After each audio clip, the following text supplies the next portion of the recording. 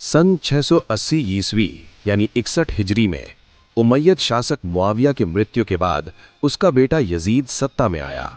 Yazid एक क्रूर और अधर्मी शासक माना जाता था।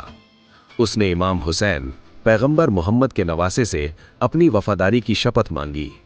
इमाम हुसैन ने साफ इनकार कर दिया, क्योंकि यजीद की अधीनता स्वीकार करने का मतलब इस्लाम के सिद्धांतों और मानवीय मूल्यों से समझौता करना था।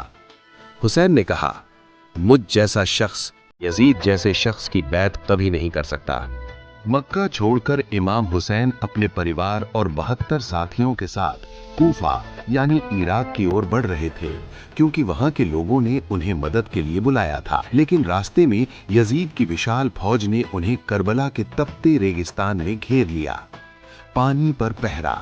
7 मुहर्रम को यजीदी सेना ने इमाम हुसैन के खेमों तक जाने वाले पानी के रास्ते यानी फरात नदी पर रोक लगा दी। प्यास का इम्तिहान। 3 दिनों तक छोटे बच्चों और औरतों सहित पूरा काफिला प्यासा रहा। 10 मुहर्रम की सुबह करबला के मैदान में युद्ध शुरू हुआ। एक तरफ यजीद की हजारों की फौज थी और दूसरी तरफ इमाम हुसैन के सिर्फ 72 जांबाज साथी। इमाम हुसैन के साथियों और परिवार के सदस्यों ने एक एक करके अपनी जान कुर्बान की। हुसैन के भाई हजरत अब्बास बच्चों के लिए पानी लाते समय शहीद हुए। उनके 18 साल के बेटे अली अकबर और भाई के बेटे हजरत कासिम भी शहीद हो गए। 6 महीने का बच्चा।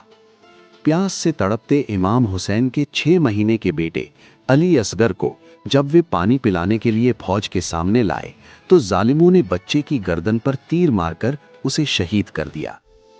इमाम की शहादत। अंत में इमाम हुसैन अकेले बचे।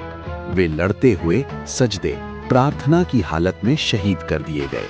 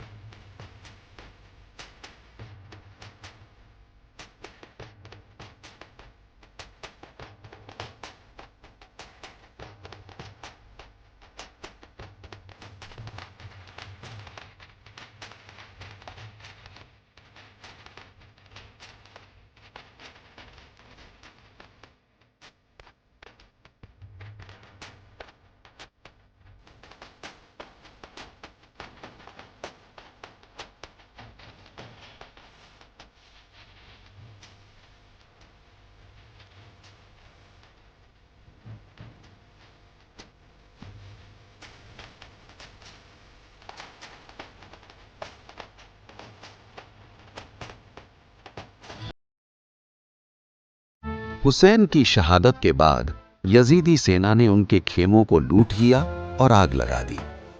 घर की महिलाओं, जिनमें इमाम की बहन बीबी ज़ैनब शामिल थीं, उन्हें और इमाम के एकमात्र जीवित बीमार बेटे इमाम ज़ैनुल आबदीन को कैदी बनाकर दमिश्क ले जाया गया। बीबी ज़ैनब की भूमिका।